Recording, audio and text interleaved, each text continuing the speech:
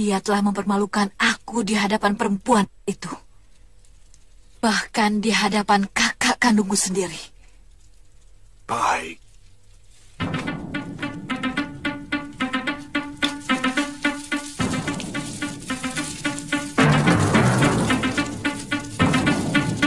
Seluruh murid Padepokan Halimun Petak dibabat habis. Saya sendiri dilumpuhkan hanya dalam beberapa gebrakan. Ilmunya sangat tinggi, Guru. Yang lelaki itu pasti Prabu Angling Dharma. Saya kira... Silakan pukul dengan ranting ini.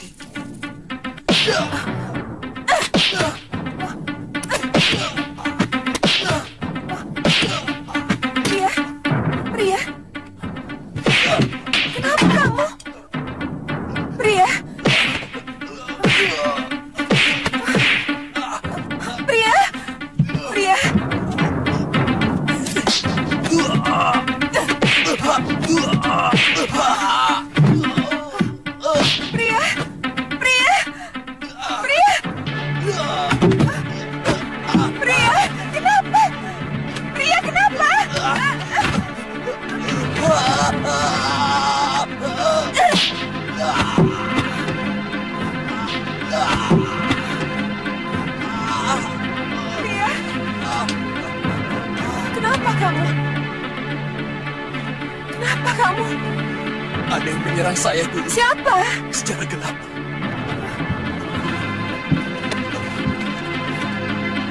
Siapa?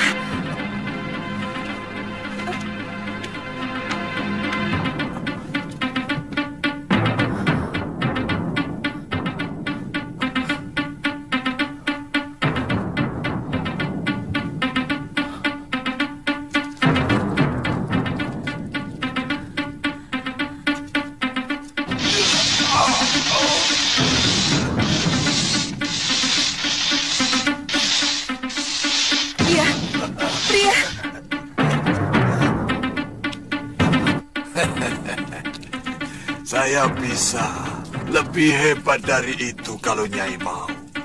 Saya bisa membunuh kekasih Nyai sekarang juga. Kalau Nyai mau menanggung dosanya.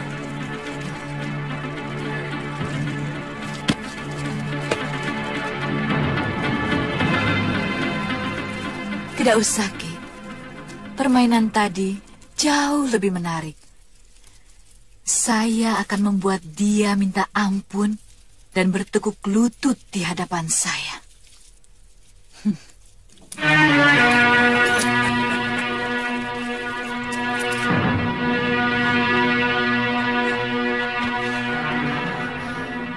Bagaimana, Nyai? Nyai Durgandini, perempuan yang telah ditempa gelombang penderitaan hidup, merasakan firasat buruk yang begitu kuat. Tak perlu lagi ia mencari tanda, sebab ia tahu Priamitra tengah menjadi sasaran teluh hitam, dikirim dari balik kegelapan seorang dukun berhati busuk. Tubuh Priamitra kini menjadi ladang luka, wajahnya memar seolah dipukuli kekuatan gaib. Bayang-bayang kematian seakan mengintai setiap langkahnya, dan malam-malamnya dipenuhi jeritan batin yang tak terucapkan. Nila Saroya menyadari, mereka tak punya banyak waktu. Teluh itu harus dilenyapkan, sebelum perang benar-benar menyapu bersih harapan yang tersisa. Tapi, bagaimana caranya? Kita harus bunuh dukun teluh itu. Tapi kita kan belum tahu siapa dukun teluh itu. Kutu. Kita harus mendapatkan orang yang bisa menunjukkan di mana adanya dukun teluh di daerah Pakuwon Gandarukam ini. Kemudian kita siksa mereka satu persatu. Sampai akhirnya mereka mengaku, Nila, ya? Iya.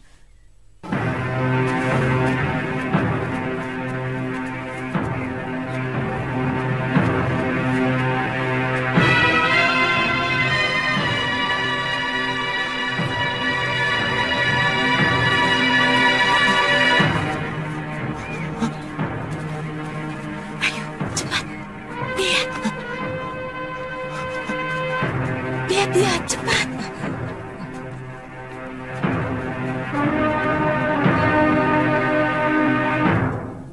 Tirus. Tirus. Ih. Bagaimana? Dia masih ketakutan, Gusti. Coba kamu lihat wajahnya. Seperti ada benjolan tidak? Betul, Gusti. Wajahnya lebam. Bekas pukulan kayu itu, Gusti. Ayo. Ayo. Ayo. Kemana, Gusti? Pulang. Sampean apa ndak bingung? Dicintai dua gadis yang cantik-cantik seperti itu. Kenapa harus bingung? Milihnya itu loh. Soalnya saya pernah dicintai dua orang janda. Wele, wele, wele, wele, mumet, mumet, mumet, mumet, mumet, mumet, mumet. Iya. Kok bisa? Lah yang satu anaknya 5, sudah besar-besar. Yang satunya masih muda memang, tapi apa? bekas suaminya itu Bromo Cora. Dia pernah mengancam, kamu boleh mengawini si Ragil, tapi tiap bulan harus setor 20 kepeng. Begitu. Buat apa? Ganti rugi katanya. Terpaksa. Dua-duanya. Itu sebabnya saya sampai sekarang masih nganggur. Takut mumet lagi, Tuan. Padahal hitung-hitung sudah ada 4 gadis yang naksir saya. Saya tolak. Saya tolak.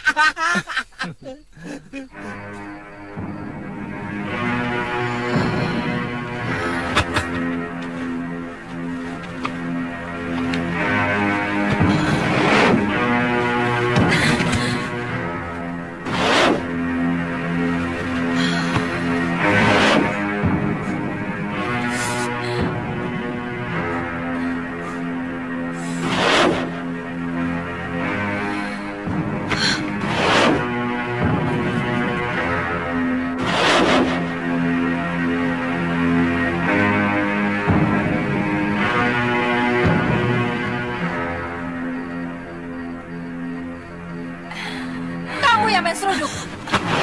Bukan aku kerbau buduk. Kerjamu cuma mencuri milik orang lain. Minggir! Akan aku ladeni kamu.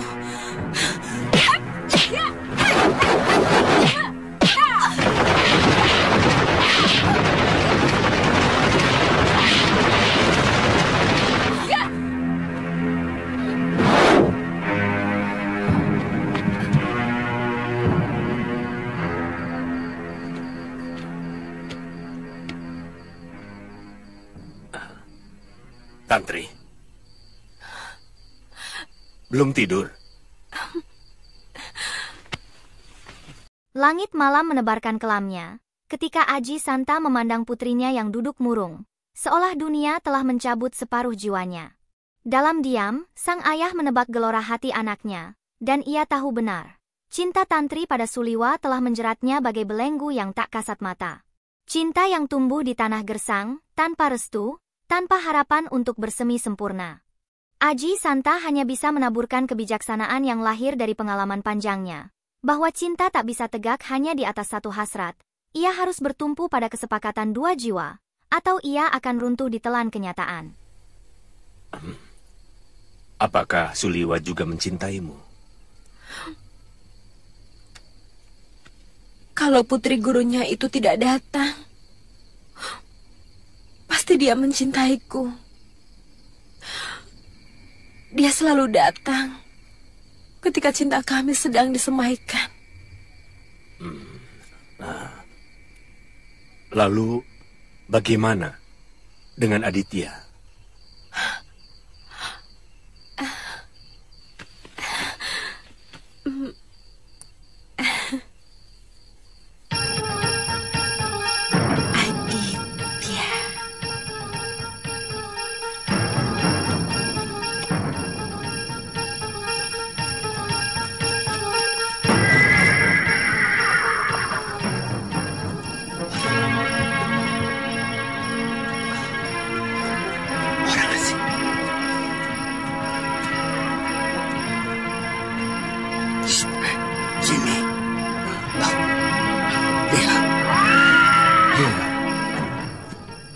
Masih belum larut, tapi tidak ada seorang pun yang keluar rumah.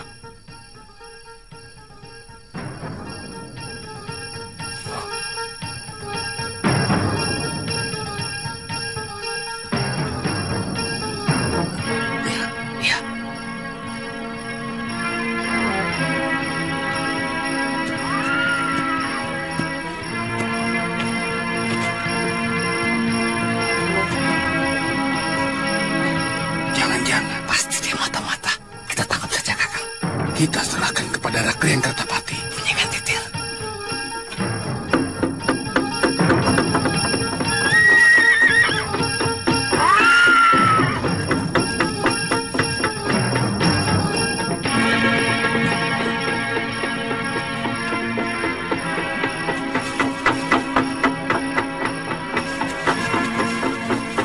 Tuan! Tuan! Tuan! Waduh! Ada apa?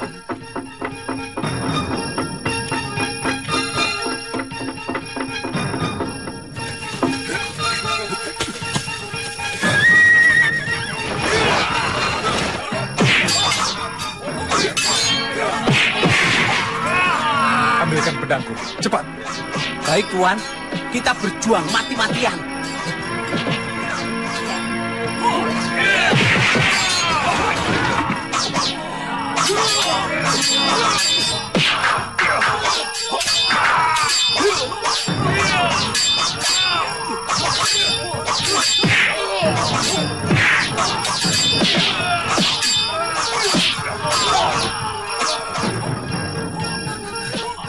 Ini, Tuan. Bukan ini. Hah? Oh, maaf.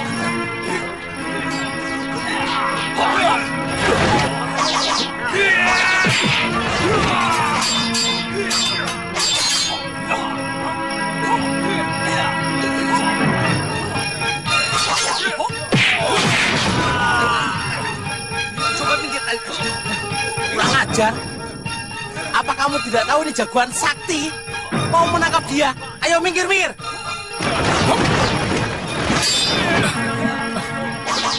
Aditya?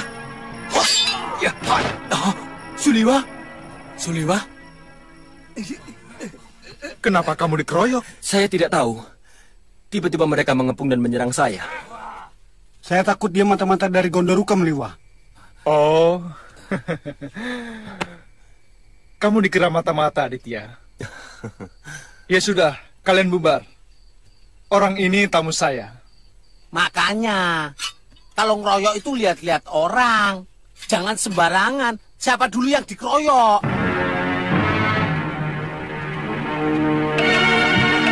Saya dengar dari Tantri, katanya kamu mengikuti Empu Ganggandara ke Pulau Kura-Kura. Tantri ada di sini. Silakan minum, Tuan. Saya sendiri kaget. Ternyata Paman Aji Santa diangkat menjadi perwira di negeri ini. Mari, silakan minum. Kelihatannya kamu juga menjadi orang penting, Liwa. Tamu Tuan kelihatannya lapar. Apa perlu saya liwetkan nasi dan bikinin botok, Tuan? Jangan ganggu kalau orang sedang bicara, Bongo. Maaf, Tuan. Tapi... Jangan ganggu, ngerti? Sudah, sana. Ayo, sana. Ayo. Permisi, Tuan. Permisi. Aduh, sampai nabrak. Kenapa diusir, Liwa? Sudah, jangan dipikirkan. Oh ya, Aditya. Negeri ini sedang sangat membutuhkan para pendekar untuk mengatasi para pemberontak. Kalau kamu mau bergabung, saya bisa membawamu kepada Rakrian Kertapati. Sepertinya saya pernah mendengar mengenai pemberontakan kepada Kalinggapura. Dan saya sangat tahu betul siapa yang akan kalian hadapi. Iya. Pendekar-pendekar tua seperti Citra Genjik, Ki Brangas, dan banyak lagi yang lain. Terakhir saya bertemu semua pendekar itu berkumpul di rumah Ki Paron Wajah. Dan yang paling disayangkan, mereka adalah sahabat guruku. Empu Ganggandara juga ikut bergabung. Jadi... Ya, untunglah. Guruku sudah tidak tertarik hal-hal yang menyangkut keduniawian.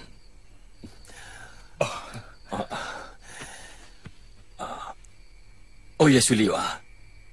Bagaimana kabar kekasihmu? Oh ya, Galuh juga ada di sini. Untung kamu datang. Pemuda ini terkena telubul kain. Jiwanya dirantai oleh dukun yang membuatnya. Hah? Siapa yang melakukan?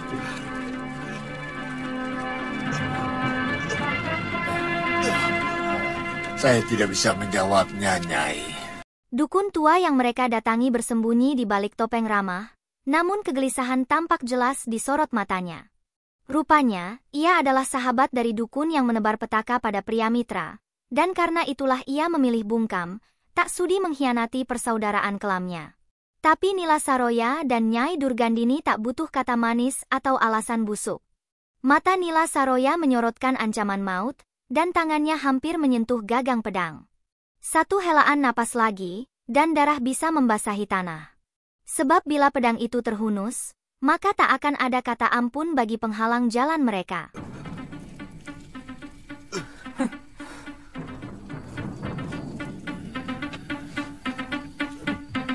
Nila, kelihatannya dukun peot ini sudah bosan hidup. Kepalang tanggung dia tidak mau menjawab.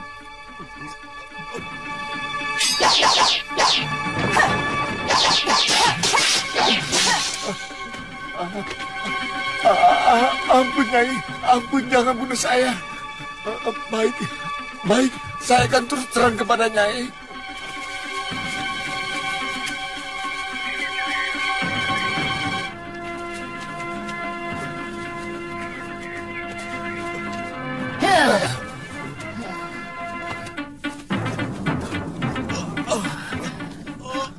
Datang.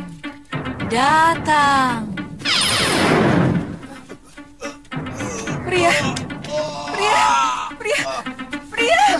Hah?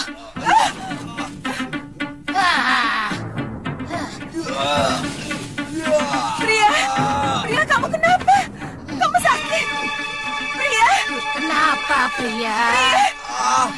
Kenapa? Ada apa ini? Nyai, lihat, kejar dia. Untuk demit. Pria.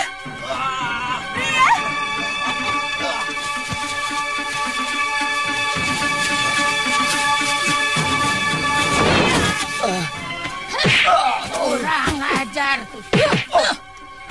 Kamu mau lari ya? Ayo. Cepat, ayo. Pria.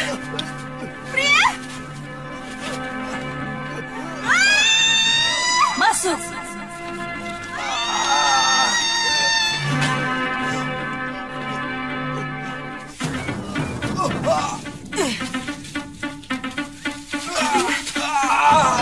Apa lagi?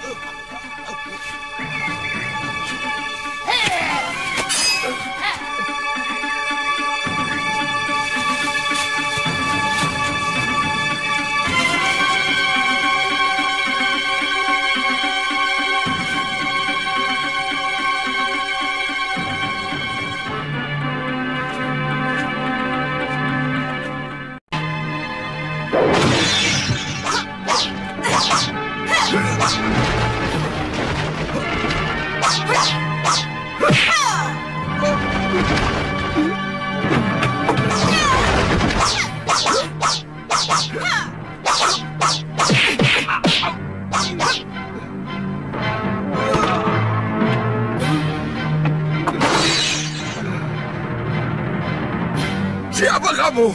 Hentikan kepada muridku Sukmagati. Aku tidak mengerti. Apa maksud Nyai? Muridku disiksa secara gaib. Dan itu pasti oleh perbuatanmu.